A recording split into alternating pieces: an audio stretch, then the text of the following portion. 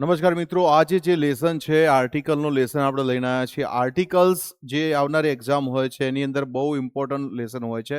પરીક્ષામાં એક નાનકડા પ્રશ્નો એવા પૂછાતા હોય છે જેથી કરીને આર્ટિકલ્સની બ્લેન્ક આપણને ખોટી પડતી હોય છે.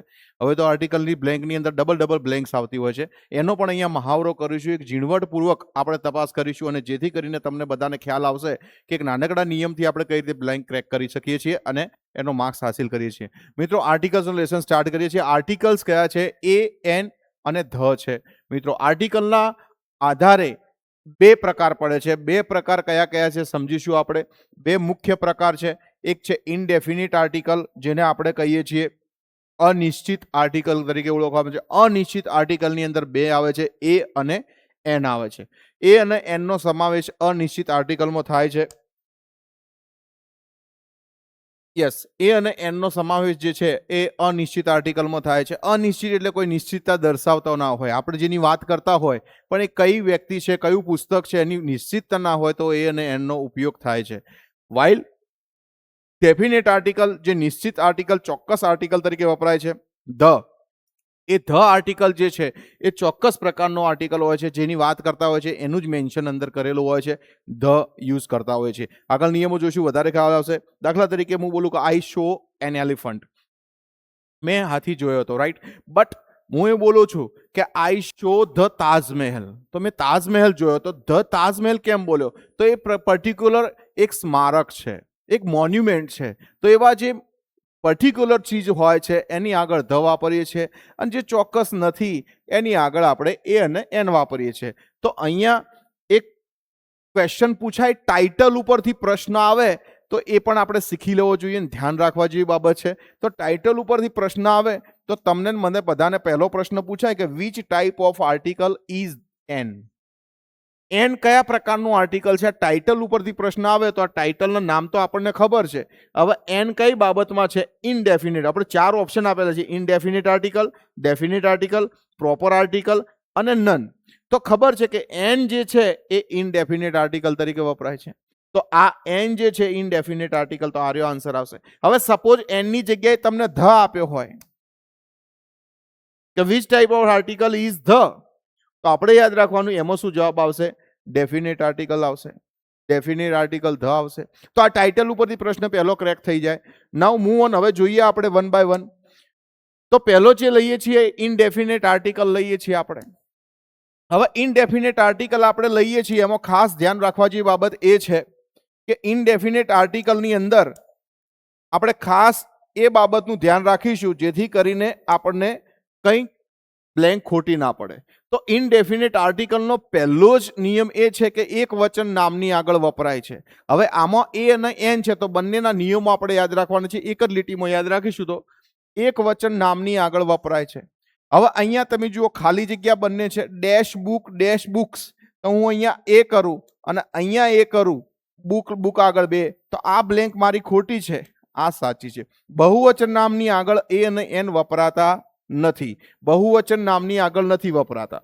હવે વાત કરીએ કે એન કઈ જગ્યાએ વપરાય છે અને એ કઈ જગ્યાએ વપરાય છે.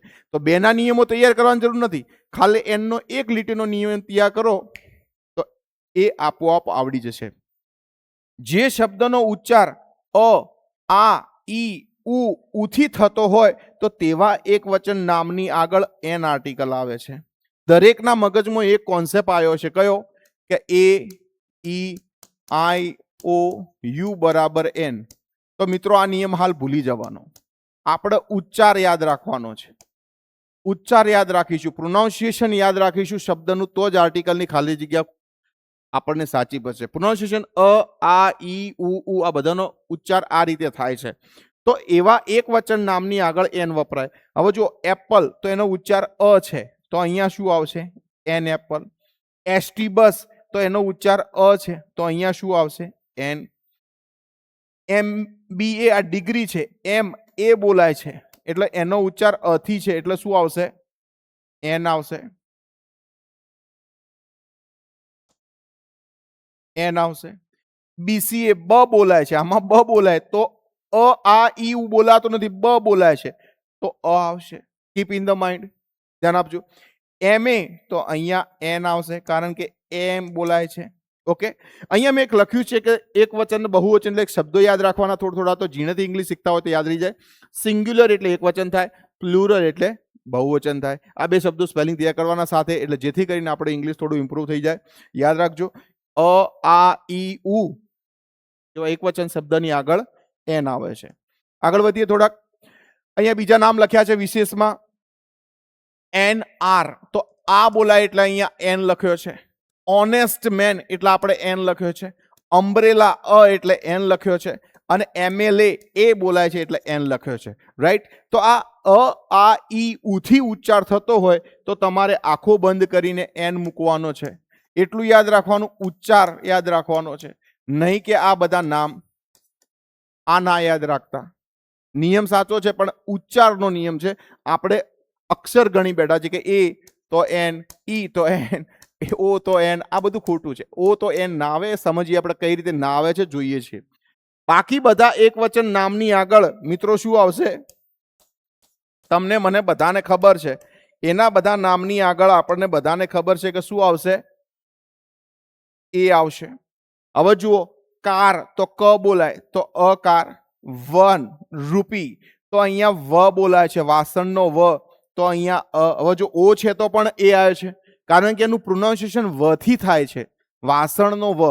ઓકે, અહીંયા વન ડે તો વ, યુનિવર્સિટી તો યુ આ રીતે લખાય છે એટલે ઈયતીનો ય આવ્યો એટલે અહીંયા અ આવ્યો. યુનિટી તો યુનિટીમાં પણ યતીનો ય છે એટલે ય આવશે, એ આવશે. યુરોપિયન, આ યુરોપિયનમાં પણ યુ છે એટલે યતીનો ય છે એટલે એ આવશે. ખાલી જગ્યા યુનિયન તો ય છે તો એ આવશે. એટલે હું તો કહું, એક જ વસ્તુ કહું છું કે સ્વરના અક્ષરો હોય. શું હોય? સ્વરના અક્ષરો હોય. ઓ હોય કે યુ હોય એટલે એને ગુજરાતીમાં કહેવાય વ કે ય હોય તો બરાબર એ આવે, એ આર્ટિકલ આવે. આ યાદ રાખજો, સ્વરના અક્ષરો પણ ઉચ્ચાર વ અથવા યથી થતો હોય તો એ આર્ટિકલ આવશે, શોર્ટ એન્ડ સિમ્પલમાં. આગળ વધીએ 4th નંબરમાં. હવે આપણે આમાં એક વસ્તુ ખાસ જોવાની છે, બ્લેન્ક મૂકેલી છે ટોટલી. તો આમાં આપણે આ એક્સરસાઇઝ એ અને એન ની કરી લઈએ ધ્યાનથી કે શું કહેવા માંગે છે. ઓકે, તો જોજો અહીંયા ધ્યાનથી કે fill in the blanks with article a અથવા એન. ઓકે, તો અહીંયા રોહન ઇઝ એમએ તો અ બોલાય તો અહીંયા શું આવશે? એન એમ એ. હી સેન્ટ ખાલી જગ્યા એસ એમ એસ તો અ બોલાય છે, એસ એટલે અ બોલાય એટલે અહીંયા પણ એન આવશે. આઈ હેડ બેડ કોલ્ડ તો ડેશ બેડ, બે એટલે બ બોલાય એટલે અહીંયા અ આવશે. જય ઇઝ ઓનેસ્ટ મેન, ઓ બોલાય, એચ સાયલેન્ટ છે એટલે એન આવશે. Miss Sharma is dash F R C S તો અહીંયા એફ માટે અ બોલાય એટલે અહીંયા એન આવશે. આઈ શો યુનિક સાઇટ તો યુનિકમાં યુ બોલાય એટલે અ આવશે. હી ઇઝ યુરોપિયન તો યુરોપિયનમાં યુ છે એટલે અ આવશે. આ બધા નામ એવા ને એવા આવશે, આગળનું બદલાશે કોઈ પણ બ્લેન્કમાં, તો એ ધ્યાન આપણે રાખવાનું છે. નિકોબાર ઇઝ આઇલેન્ડ તો મિત્રો અહીંયા આ બોલાય એટલે એન આવશે, એન આઇલેન્ડ. આઈ શો ઓસિસ, ઓ બોલાય છે એટલે એન આવશે. જ ઇઝ યુરોશિયન, યુ યુરોશિયન છે એટલે એ આવશે. ધે ટુક ડેશ આર, એન આર આવશે to finish the work. Mister Sharma is ખાલી જગ્યા યુનિયન લીડર, હવે યુ લખ્યું છે તો અ યુનિયન લીડર આવશે. આઈ હોપ કે આ પ્રોનાઉન્સિએશન ઉપરથી એ અને એનની બ્લેન્ક તમારે ક્યારે ખોટી નહીં પડે, અને આ રીતે નિયમ યાદ રાખશો તો બ્લેન્ક ચોક્કસથી રાઈટ પડી જશે. હવે આગળ વધીએ આપણે. તો હવે બીજા આર્ટિકલ છે ડેફિનેટ આર્ટિકલ ધની વાત આપણે અહીંયા કરવાની છે. ઓકે, ડેફિનેટ આર્ટિકલ ધને આપણે જોઈશું એટલે ખ્યાલ આવશે કે નિયમો કયા કયા છે. એના નિયમો ઘણા બધા છે. પહેલો, નિશ્ચિતતા દર્શાવે છે, ચોક્કસ વ્યક્તિ, ચોક્કસ વસ્તુ કે ચોક્કસ પ્રાણીના નામની આગળ ધ આવે, જે નિશ્ચિતતા બતાવે, જેની વાત આપણે કરતા હોય એની. મેં તમને પહેલા પણ કીધું ને હાલ પણ કહું છું. ધીસ ઇઝ ખાલી જગ્યા પેન આઈ લોસ્ટ, આ એ પેન છે જે મેં ગુમાવી હતી. તો આ જે ગુમાયેલી પેનની વાત કરું છું એટલે અહીંયા શું આવશે? ધ આવશે. એટલે નિશ્ચિત વ્યક્તિ, પ્રાણી અને વસ્તુ ના નામની પહેલા ધ આર્ટિકલ મૂકીશું. ઓકે, પુઅર પીપલ તો એ સમુદાય છે લોકોનો, એ ચોક્કસતા દર્શાવે એટલે ધ આવશે. જે પ્રકૃતિમાં કુદરતી એકલા છે, એટલે દેશી ભાષામાં આપણે કહીએ કે એક જ છે, જે કુદરતી તત્વો છે જે એકના એક જ હોય છે, એ મને તમને બધાને ખબર છે. સન છે, મૂન છે, સ્કાય છે, પ્લેનેટ્સના નામ છે, આ ટોટલી બધા યુનિવર્સલ થિંગ્સ કહેવામાં આવે છે. એ તેવા નામની આગળ આપણે શું મૂકવાનું છે? ધ. ખાલી જગ્યા સન રાઇઝિસ ઇન ધ ઈસ્ટ, તો અહીંયા શું આવશે? સન એટલે યુનિવર્સલ છે, ધ. ખાલી જગ્યા મૂન, ધ. ખાલી જગ્યા અર્થ, ધ. ખાલી જગ્યા સ્કાય મીન્સ ધ સ્કાય. તો આ જે યુનિવર્સલ ટ્રુથ જે છે, આ યુનિવર્સલ નામ જે છે, નેમ છે, એ જે કુદરતી તત્વો છે, નેચરલ થિંગ છે, એ બધા નામની આગળ ધ જોવા મળશે. આગળ વધીએ નેક્સ્ટ રૂલ તરફ. સુપરલેટિવ ડિગ્રી, આપણે દેશી ભાષામાં વાત કરીએ, સુપરલેટિવ ડિગ્રીની વાત કરતા હોઈએ આપણે. ઓકે, તો સુપરલેટિવ ડિગ્રી પહેલા ધ આવે. સુપરલેટિવ ડિગ્રી પહેલા ધ આવે. હું તમને સુપરલેટિવ ડિગ્રી કઈ છોડી દઉં વાક્યને, પણ કેટલાક વિદ્યાર્થી મિત્રો, કેટલાક સ્ટુડન્ટ જે છે, એ સ્ટુડન્ટને કે વિદ્યાર્થી મિત્રોને ખ્યાલ નહીં હોય કે સુપરલેટિવ ડિગ્રી શું છે, આખો ટોપિક ભણવો પડે. પણ આપણે બ્લેન્કની વાત કરીએ તો દેશી ભાષામાં એક નિયમ યાદ કરી લઈએ. કીપ અ સ્માઇલ, હસતા રહેજો. કે વિશેષણ પછી ઈએસટી લાગેલું હોય, એટલે કે વિશેષણ ઈએસટી વાળું હોય અને તેના પહેલો ખાલી જગ્યા હોય. પહેલો નિયમ યાદ રહેશે. બીજું, મોસ્ટની, MOST મોસ્ટની પહેલા ખાલી જગ્યા હોય તો ધ આવશે. શું આવશે? ધ આવશે. જોઈ લઈએ આપણે. ખાલી જગ્યા ક્લેવરેસ્ટ બોય, તો ક્લેવરેસ્ટની પાછળ ઈએસટી લાગ્યું છે તો શું આવશે? The cleverest boy. ખાલી જગ્યા મોસ્ટ બ્યુટીફુલ પિક્ચર, તો મોસ્ટ આવ્યું છે તો આખું બંધ કરીને ધ લખો. ખાલી જગ્યા ટોલેસ્ટ મેન, તો ધ ટોલેસ્ટ મેન. ઓકે, હવે અહીંયા એક બ્લેન્ક લખી છે, ધ્યાન આપજો. રામ ઇઝ ખાલી જગ્યા ફેટેસ્ટ બોય ઇન ધ ક્લાસ. હવે મારે અહીંયા ઓપ્શન આપેલા છે એ, એન, ધ અને નન. તો મારે આમાં એ મૂકવો, એન મૂકવો કે ધ મૂકવો? તો મને ખબર છે કે સુપરલેટિવ ડિગ્રીના ફોર્મની પહેલા ધ આવે. તો અહીંયા ખાલી જગ્યા પહેલા હું જોઈશ કે ફેટેસ્ટ ઈએસટી લાગેલું છે, સુપરલેટિવનું ફોર્મ છે, એટલે જવાબમાં શું આવશે? ધ આવશે. એટલે એ વસ્તુ યાદ રાખવાની છે કે મોસ્ટની પહેલા અને ઈએસટી વાળા વિશેષણની પહેલા ખાલી જગ્યા હોય તો આપણે ધ મૂકીશું. ધ્યાન આપજો. નેક્સ્ટ વન છે ક્રમવાચક શબ્દોની આગળ આપણે ધ મૂકવાનો છે. અહીંયા ક્રમવાચક શબ્દને ઇંગ્લિશમાં ઓર્ડિનલ નંબર કહેવાય ને કાર્ડિનલ નંબર કહેવાય. 1 2 3 4 4 એ કાર્ડિનલ છે અને ફર્સ્ટ, સેકન્ડ, થર્ડ, ફોર્થ એ બધા જે છે એ જે ક્રમદર્શક શબ્દો છે એને ઓર્ડિનલ નંબર કહેવામાં આવે છે. બે પ્રકારના નંબર હોય છે મિત્રો, ધ્યાન આપજો, કાર્ડિનલ ને ઓર્ડિનલ નંબર. ઓકે, અહીંયા આ ક્રમ સૂચવતો હોય, યાદ રાખવાનું છે. The first, the third, the fourth, the ninth and the 10th. અહીંયા એક બ્લેન્ક મેં છે કે આઈ ગોટ ડેસ્ટ ફર્સ્ટ ક્લાસ ઇન એક્ઝામ. તો અહીંયા ખાલી જગ્યા ફર્સ્ટ લખ્યું છે એટલે અહીંયા શું આવશે? ધ આવશે. એટલે ક્રમવાચક શબ્દો હોય તો એની આગળ તમારે ધ મૂકવાનું છે. આગળ વધીએ નેક્સ્ટ નિયમ તરફ. સમગ્ર જાતિનો ઉલ્લેખ કરતો કોઈ નામની આગળ ધ આવે. સમગ્ર જાતિ દર્શાવતું હોય. ખાલી જગ્યા કાવ ઇઝ ખાલી જગ્યા યુઝફુલ એનિમલ. હવે કાવ તો યુઝફુલ છે, આખી જાતિ દર્શાવે તો એના આગળ ધ મૂક્યો, પણ અહીંયા વિશેષણ વાપરેલું છે એટલા માટે અહીંયા આવશે અ યુઝફુલ એનિમલ આવશે. ખાલી જગ્યા ટાઈગર ઇઝ ખાલી જગ્યા નેશનલ એનિમલ ઓફ ઇન્ડિયા. તો અહીંયા મિત્રો તમે જોશો કે ધ ટાઈગર આખી જાતિ દર્શાવે છે અને નેશનલ એનિમલ એક પ્રકારનું એને બિરુદ આપવામાં આવ્યું છે, એટલે આ બિરુદ આપવામાં આવ્યું એટલે ચોક્કસ થઈ ગયું, એટલે એની આગળ ધ આવશે. તો the tiger is the national animal of India. એના પછી વી હેલ્પ ડેશ પુઅર પીપલ, આખા લોકોનો સમૂહ છે પુઅર પીપલ, એ સમુદાય જાતિનો ઉલ્લેખ કર્યો એટલે અહીંયા પણ ધ આવશે. Keep in the mind. એવા નામની આગળ બીજો નિયમ છે, એવા નામની આગળ જે આગળના વાક્યમાં વપરાયા હોય અને તે જ અન્ય સંદર્ભથી બીજા વાક્યમાં નિશ્ચિત કરવામાં આવ્યા હોય, એવું નામ જે આગળના વાક્યમાં આવ્યું હોય અને એનું એ નામ બીજા વાક્યમાં આવ્યું હોય ત્યારે ધ આવે છે. હવે પહેલા વાક્યમાં જે નામ વપરાયું હોય એની આગળ એ અને એન લગાવવાનો અને એનું એ નામ બીજા વાક્યમાં આવે તો એની આગળ ધ લગાવો. જોઈએ, રોહન શો ખાલી જગ્યા એન એલિફન્ટ. એટલે પહેલા વાક્યમાં આપણે એ અને એન લગાવવાનો, પણ બીજા વાક્યમાં તો ધ જ લાગશે. એલિફન્ટ ખાલી જગ્યા એલિફન્ટ ઈ વોઝ બિગ, તો ધ એલિફન્ટ વોઝ બિગ. આ જ એલિફન્ટની વાત કરી છે. માય બ્રધર ગેવ મી ખાલી જગ્યા ગિફ્ટ, તો ગેવ મી અ ગિફ્ટ આવશે, ધ ગિફ્ટ નહીં આવે મિત્રો. અને the gift was very nice, અને ગિફ્ટ સૌથી સારી હતી. તો આ વસ્તુને યાદ રાખશો કે પહેલી ખાલી જગ્યામાં એ એને મૂકવાનું અને બાકીનો એનો એ શબ્દ જો બીજી ખાલી જગ્યામાં વપરાય બીજા વાક્યમાં વપરાય તો તેમાં ધ મૂકવાનો છે. આગળ વધીએ. નદીઓ, સમુદ્રો, પર્વતો, માળા, રણના નામની પહેલો ધ આવે. હવે આનું ઇંગ્લિશ નદીઓનું રિવર, સમુદ્રનું સી, મહાસાગર નામની આગળ એટલે ઓશન કહેવામાં આવે, માઉન્ટેન એટલે પર્વતમાળા કહેવાય અને ડેઝર્ટ એટલે રણ કહેવાય. હવે ઘણી ખરી એવી ખાલી જગ્યા કે આખું નામ લખેલું હોય, નામની પહેલા ખાલી જગ્યા હોય, પણ વાક્યમાં કોઈક જગ્યાએ ઓશન કે માઉન્ટેન જેનું નામ હોય એ નામ લખેલું હોય તો આપણે નામની આગળ ધ મૂકી દેવાનું. The Ganga, the Arabian C, જુઓ સી લખેલું છે, અરેબિયન શું છે મને ખબર નથી, પણ સી પહેલા નામ છે, નામની પહેલા ખાલી જગ્યા છે એટલે મને આઈડિયા આવે. શું આઈડિયા આવે? કે સી નું કોઈક નામ છે ચોક્કસ, એટલે એને આગળ ધ મૂકી દેવાનું. The Himalayas, the Sahara desert and the Indian ocean. તો અહીંયા એક બ્લેન્ક મૂક્યું છે ખાલી જગ્યા, સહારા ઇઝ ધ બિગેસ્ટ ડેઝર્ટ. જુઓ અહીંયા ડેઝર્ટ શબ્દ મૂક્યો છે જે મને યાદ હતો.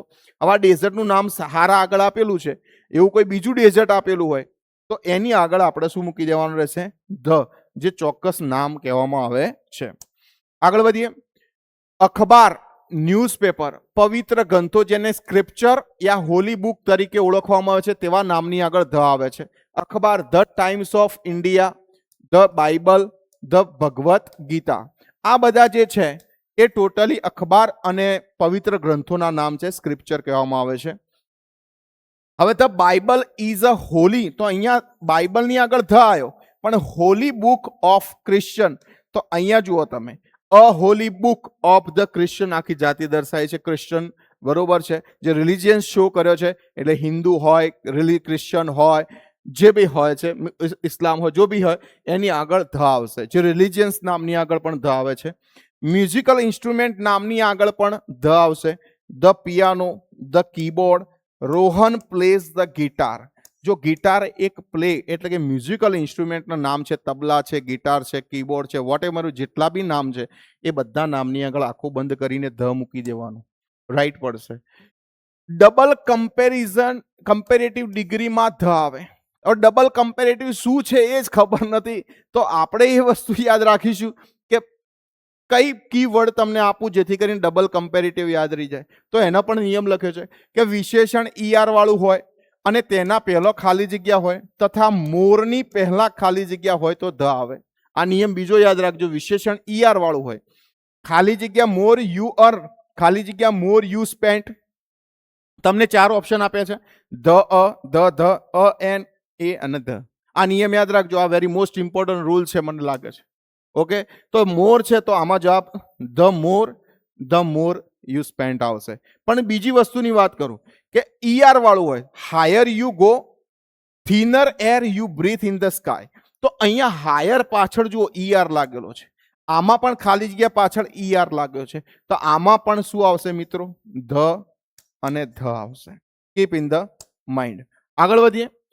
એવું નામ, બીજો નિયમ છે, એવું નામ જે સાંભળનાર જાણતો હોય. ઇમ્પેરેટિવ સેન્ટેન્સ આપણે બોલતા હોઈએ તો સામેવાળો વ્યક્તિ એ નામ જાણતો હોય છે. હું દાખલા તરીકે ક્લોઝ ધ ડોર, તો ક્લોઝ ધ ડોર કેમ બોલું છું?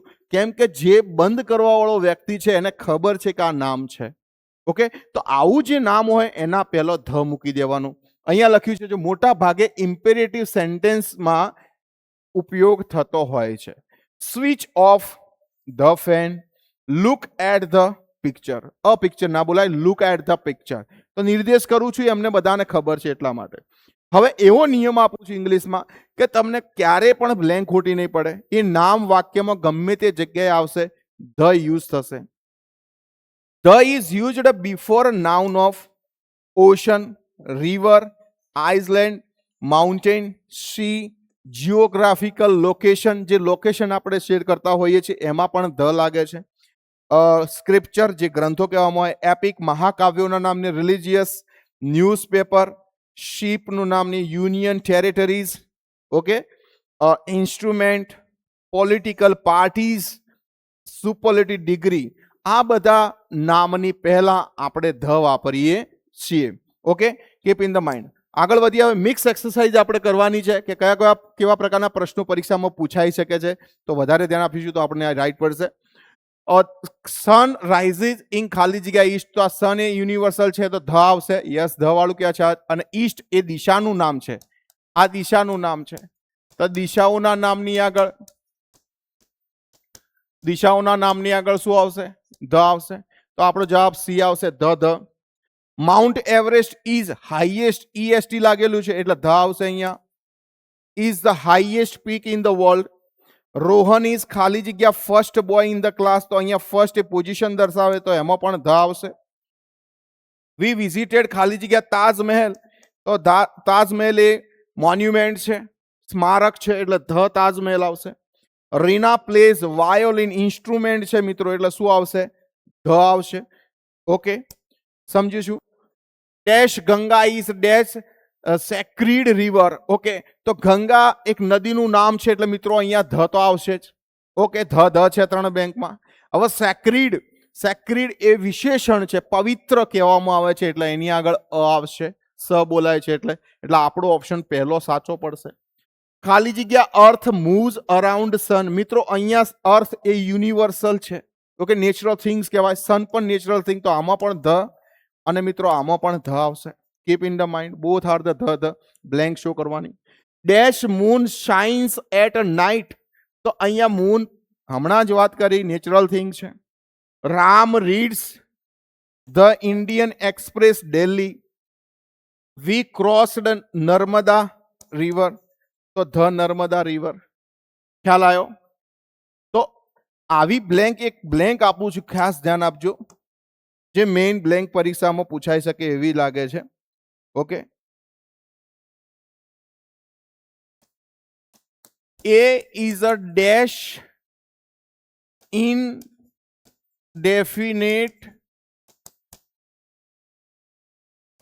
Article. Keep in the mind. તો આમાં એ હોય, એન હોય, ધ હોય અને નન હોય. કેટલી સહેલી બ્લેન્ક છે. તો એ ઇઝ અ, હવે અહીંયા ઇનડેફિનેટ કહે છે, ઇન એટલે ઇન બોલાય, ઈ બોલાય એટલે a is an indefinite article આવશે. Keep in the mind. તો આન્સર આપણો એન આવશે. A is an indefinite article, a is the indefinite article બોલાશે નહીં. ઓકે, તો I hope you understand very well about the blank. તમને ખ્યાલ આવી ગયો હશે કે આ પ્રકારના પ્રશ્નો આપણે ક્રેક કરીશું તો આપણી બ્લેન્ક રાઈટ પડશે. ઓકે, સ્વસ્થ રહો, મસ્ત રહો અને વ્યસ્ત રહો. આવું નાનકડું ઇંગ્લિશ જાણવા માટે મારી સાથે બના રહેજો અને મારી ચેનલને શેર કરવાનું ભૂલતા નહીં. Thank you very much.